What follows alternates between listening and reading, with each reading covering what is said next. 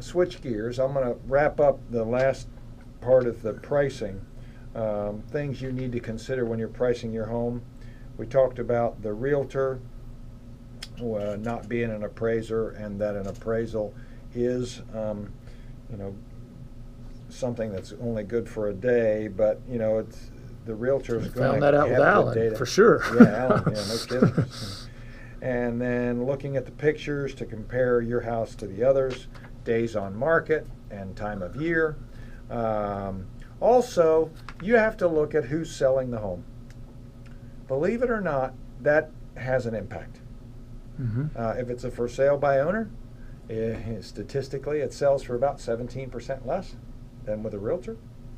But also, sometimes I look at who is selling the home. If it's one of the discount type services, I know that they're basically just people are paying to get into the MLS. Right. So I'll do more research, and a lot of times I'll discount that listing in my analysis. Right. Okay. But also, it's very apparent sometimes homes were not priced correctly. Right. And you see that.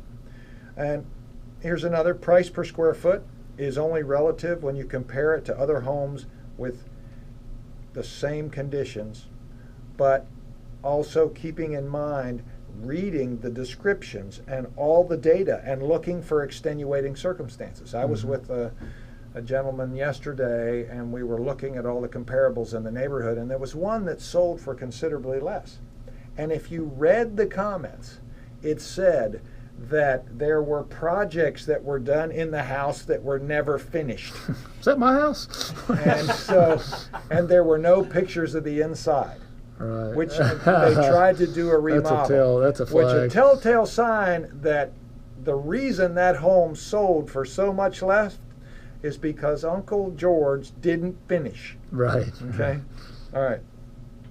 Next is if you're going to what we call test the market. In other words, let's say the home is worth $100,000, all the data says it's worth $100,000, and you want to price it higher. Don't go any higher than 5%. But I'm going to tell you something about that here in a second. I got a question for you after you do that. All right. There's something called a price band. A price band is how people think. So if you're looking for a house and you're my client, you're going to say, hey, Paul, I want to look at houses up to $300,000. So if I go out and price my home at $305,000, you're never going to see my house. Right. So people think in $50,000 and $100,000 increments. Right. You have to price the home also thinking about how people behave when they look. Right.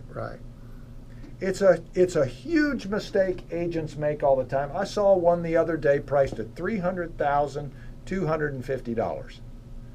Dummy. Should be $299 or something. Yeah, I mean, come on. Because when they put 250 to 3, they're not going to be in that search. That's exactly right. They missed it for $250. Can I back up and ask you a question? Go ahead. Let's go back to your example, Paul, where $100,000 house. Let's say it's valued that, but the person wants to test the water. Because I have some friends like this. They're like, well, why don't we do like 120 just to see what happens?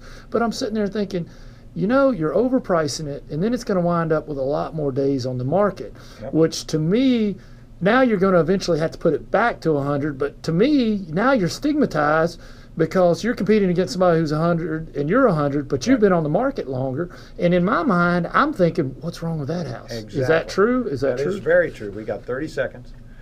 The answer is you just priced yourself out of the market because you can't even get a loan at that number as well. Right. And it does put a stigma on the listing. And when you finally drop the price and it's $20K, your offers are going to come in at 80. Right, because I think something's wrong with it. Thanks for being with us, Preston. How do they get you?